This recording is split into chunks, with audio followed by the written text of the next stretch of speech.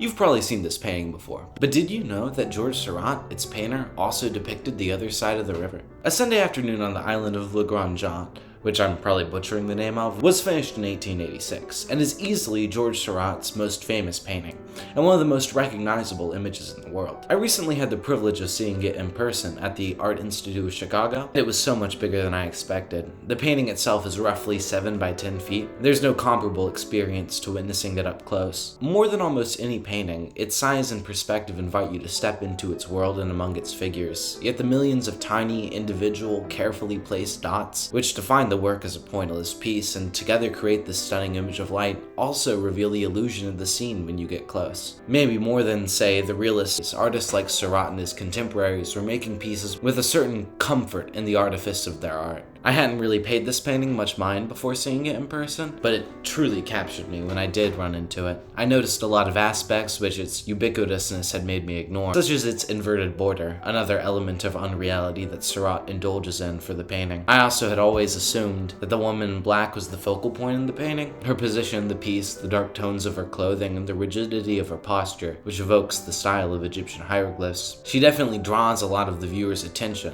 but I would argue that the real center of the painting is found closer to its actual center. The little girl in white, one of the few figures in the painting not in some way cast in shadow, who seems to be looking directly at the audience.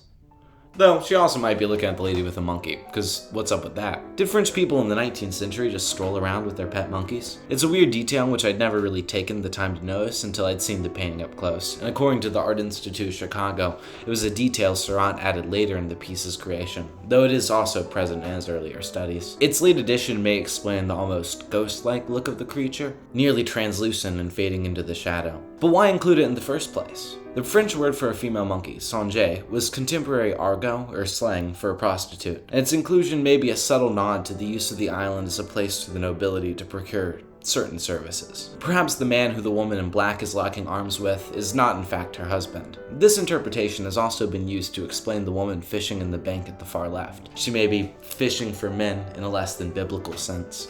This also isn't the only painting Seurat made of this subject and size. His piece, Bathers à Asnières, was finished the year he began Grande Jatte, and depicts the other side of the river Seine, which isn't the only poignant contrast between the two. In one, all of the people are restrictively fully done up in their stiff Sunday best, while in the other, all the figures are in various stages of undress. The bathers also are intimately acquainted with the river that creates this metaphorical separation between the two paintings, while the figures in Grande Jatte are not. Side by side, it's almost as if the boy on the far right is calling out to the people on the island.